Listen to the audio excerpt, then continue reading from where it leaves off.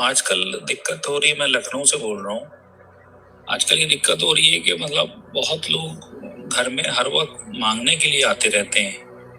दिन रात घंटी बजा रहे हैं, बस मेरी मदद करो, पैसा दो। हर वक्त जीवन बिल्कुल परेशान कर दिया है मांगने वालों ने। कोई उपाय बताएं आप। अब देखो, ये तो एक बहुत अच्छी बात है कि कोई माँगने वाला आ रहा है और ये भी एक बहुत अच्छा प्रतीक है कि आपको दाता ने ऐसा बनाया है कि लोग आपके दरवाजे पर आ रहे हैं। सबको ये सौभाग्य प्राप्त नहीं है। एक फ़कीर किसी गाँव में रहता था, बेचारा झोपड़ी में नंग-धड़ंग, एक जोड़ी कपड़ा, वो भी लंगोटी फटी हुई, बस उसको पहन लिया, उसको धो करके फिर सुखा दिया। अब कभी क्या हुआ ना, जैसे नए आदमी, कोई नए चोर उस गाँव में प्रविष्ट हुए। अब सबसे पहला घर उसी का पड़ा, झोपड़ी। तो उन्हें लगा कि ये बड़े मस्ती में सारे दिन गीत गाता है, तो पता नहीं इसके पास बहुत रीच होगा ये। अब फ़कीर तो ऐसे ही होते हैं। अब जो मस्ती में रहते हैं, अपनी भली ना भी कुछ हो तो भी वो मस्ती ही रहते हैं। और अच्छा, चूँकि परमात्मा का भजन करता था और मज़े में मस्त रहता था, तो थोड़ा-सा हट्टा-कट्टा भी था। तो उसे देख कर के उन्होंने सोचा कि आज के रात हम इसी के घर में चोरी करेंगे। और वो रात में सेंध लगा करके घुस गए। अब वो बेचारा जाप कर रहा है बैठा हुआ फ़कीर।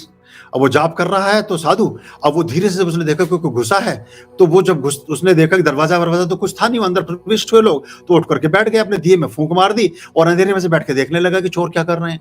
तो चोर सारे घर में घूम रहे हैं, इधर से उधर, उधर से उधर। तो उसने क्या किया, उसने बेचारे ने थोड़ी-सी आग जलाई एक चूल्हे में और जो दूध या जो भी कुछ पानी, जो भी कुछ रखा हुआ, उसमें पकाने लगा और चोरों को आवाज़ मारी, बोले, "भैया मैं इधर हूँ और तुम ज़रा थोड़ा मिल कर के जाना।" और चोर बड़े घबराए।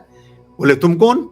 बोले, "नहीं, मैं भी घर में ही आया हुआ एक, मैं भी थोड़े दिन, मैं थोड़ा ज़्यादा दिन रहूँगा, तुम थोड़े कम दिन रहोगे, पर मैं सोच रहा हूँ कि तुम मेरे घर अतिथि हो, आ गए हो, तो कुछ चाय-पानी पी करके जाना।" तो बोले, "नहीं, नहीं ऐसा है, तुम हो कौन पहले बताओ?" बोले, "जी मैं..." जब उसे थोड़ा-सा नज़दीक जाके देखा, दिए की रोशनी में, तो देखा ये तो वही मलंग साधु है, वही बाबा है जो दिन में बैठा हुआ धूप में गाने गाता है। तो उन्होंने कहा कि बाबा, हम तो तुम्हारे घर, तुम तो मालिक हो इस घर के। बोले, "हाँ जी, मैं कहते तो लोग मुझे मालिक ही हूँ, लेकिन मालिक तो वही है सब घरों का। पर हाँ, मैं मालिक तो मुझे कहते हैं।" बोले, "माल कहाँ छुपा है ये तो बता? सारे दिन तू गीत गाता है और सारी मस्ती में रहता है, और वो चाकू-वाकू।" बोले, "चाकू तो रख लो जेब में, इसकी ज़रूरत नहीं है, मैं ऐसे ही बता देता हूँ माल कहाँ है।" बोले, "माल माल तो मेरे हृदय में है, तो उसे कैसे आप निकालोगे? तो वो तो बड़ा मुश्किल है।" बोले, "हमें पहेली मत बुझाओ, सीधी-सीधी बात बोलो।" बोले, "नहीं, मेरी तो सारी संपदा मेरे हृदय में ही है। मेरे तो हीरे मोती जो भी हैं, वो सब मैंने अपने हृदय में परमात्मा के नाम का भजन करता हूँ, वही मेरे पास है।" और वो बोले, "नहीं, हम तो चोर हैं।" बोले, "ये क्या चीज़ होती है?" तो बोला, "नहीं, पहली बार गाँव में कोई चोर आया तो उन्हें पता नहीं था।" बोले, "जो बिना अनुमति के कोई चीज़ किसी के घर से ले जाए, और अब तो तुम जाग कर बैठ गए हो, तो अब तो तुम्हारी अनुमति भी हो गई, तो हम चोर, हमारा तो बड़ा अपमान हो रहा है कि हमें कोई क्या कहेगा कि मालिक को जगा करके सामान लाए, हमारी अपनी बिरादरी में नाक कट जाएगी। हम कैसे चोर हुए कि किसी को हमने मतलब चुपचाप नहीं कर पाए काम को।" तो बोले, "नहीं, कोई बात नहीं, तुम एक काम ज़रूर करो, अगर ऐसी बात है, बड़ी प्रतिष्ठा होती है चोरों की कि भई तुमने मेरे घर में ये करा, तो मैं भी, तो अगर किसी को पता चलेगा तो इससे सम्मान बढ़ेगा।" वो कहते हैं, "हाँ, मालदारों के, अमीरों के यहाँ, सेठों के यहाँ ही चोरी होती है। गरीब आदमी की क्या चोरी करेगा कोई? तुम्हारे घर में तो कुछ है ही नहीं, हमें बड़ी बेइज्जती महसूस हो रही है।" तो कैसे, "रुको तुम, मैं थोड़ा बहुत सामान इकट्ठा करता हूँ कुछ, जो इधर-उधर कहीं रखा है। एक पुराने पेड़ पर मेरा एक दुशाला टंगा है, किसी ने कभी गिफ्ट किया था। कोई इधर से कोई सेठ गुजरा था, उसने मुझे दिया था, पेड़ पर से उतार कर लाता है। बोले, "चोर हो, बड़ा स्वागत है तुम्हारा, और ये लेते जाओ, कम से कम एक चीज़ तो लेते ही जाओ, और सबको बताते जाना कि उनके घर मैंने चोरी की।"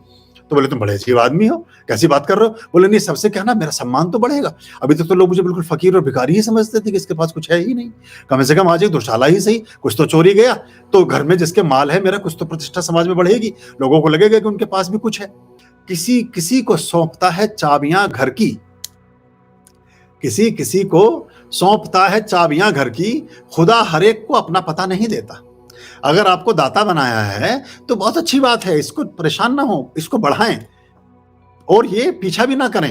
अभी वो आज भी मेरी किसी से बात हो रही थी, तो हम कई बार देने के बाद भी पीछा करते हैं, वो क्या करेगा, नहीं करेगा, उसने ये किया, उसने वो किया। परमात्मा हमसे हिसाब नहीं ले रहा, तो आप भी हिसाब ना लें। और एक बार बांटने का सुख अगर आपको लग गया, तो फिर ये रोग बढ़ता ही जाएगा और फिर आप बहुत निरोगी होते जाएंगे और बहुत आनंद आपको आने लगेगा। कोई मांगता नहीं है, ये सबके हिस्से हैं। अगर हम स्वेच्छा से दान कर दें, तो उसमें प्रसन्नता का विकास होता है, उसमें आरोग्य का विकास होता है, उसमें जीवन सुख की तरफ चलता है, जीवन शांति की तरफ चलता है, जीवन में भराव आता है। वरना परमात्मा किसी और रूप में ले लेता है, कभी बीमारी में, कभी कहीं नुकसान में, कभी कहीं लॉटरी में, कभी मतलब कहीं ना कहीं वो अंश तो जाता ही है। इसलिए हमारे वैदिक शास्त्रों में और हमारे धर्म में इस बात का विधान किया गया कि जो भी आपकी शुद्ध आय है, उसका 10% धर्म से संबंधित कार्यों में या गुरु घरों में या आश्रमों में या मंदिरों में या कहीं भी, या किसी जरूरतमंद व्यक्ति की सेवा शुश्रूषा में, या गरीब लोगों के अनाज में, पशु पक्षियों के भरण पोषण में, किसी निरीह जानवर के भरण पोषण में, किसी तरह से उसमें मदद आपको करने से हमेशा आपकी जो लक्ष्मी है वो श्री लक्ष्मी में परिवर्तित होती है। आपके घर में बरकत बनी रहती है, आपके जीवन में सुख शांति का वास होता है, आपका जीवन हर तरह से समृद्धि की तरफ अग्रसरित होता रहता है और आपके जीवन में सब तरह का संतोष आता है। इस दुनिया में अगर आप हिस्ट्री को उठा करके देखेंगे तो कोई भी व्यक्ति जिन्होंने बावड़ी खुदवाई, जिन्होंने कुएं खुदवाए, जिन्होंने धर्मशालाएं बनवाई, जिन्होंने मंदिर बनवाए, जिन्होंने अनाथालय बनवाए, जिन्होंने आश्रम बनवाए, जिन्होंने गौशालाएं बनवाई, जिन्होंने तमाम कार्य ऐसे किए जो कार्य पुण्य के प्रदाता थे, जो कार्य शुभत्व के प्रदाता थे, जिन कार्यों से मनुष्यता का कल्याण हुआ, जिन चीजों से आपने मनुष्यों की सेवाएं की, वो कभी घाटे को नहीं पहुंचे, उनका कभी नुकसान नहीं हुआ, वो कभी भी दिवालिया नहीं हुए। लेकिन जिन लोगों ने डकैतियां डाली, जिन लोगों ने लूट मार की, जिन लोगों ने व्यसन को अपनाया, जिन लोगों ने बहुत सारी चीजों को मिटाया, वो सारे के सारे मिट गए इस धरती से। जिनके महलों में हजारों रंग के फानूस थे, लाइट्स ऑफ डिफरेंट काइंड्स, जिनके महलों में हजारों रंग के फानूस थे, वो बड़े बड़े झूमर लगे रहते हैं ना, फानूस बोलते हैं उसको, जिनके महलों में हजारों रंग के फानूस थे, झाड़ उनकी कब्र पर हैं और निशान कुछ भी नहीं। जिन्होंने पूरी दुनिया को लूटा, उनके घर में दिया भी नहीं जलता है, उनके घर में चिराग भी नहीं जलता है। समृद्धि उन्हीं को प्राप्त होती है जो शुभ के और अच्छे कार्यों में लगे होते हैं। आर्याम अभयाम भज रे चित संततम आर्याम अभयाम भज रे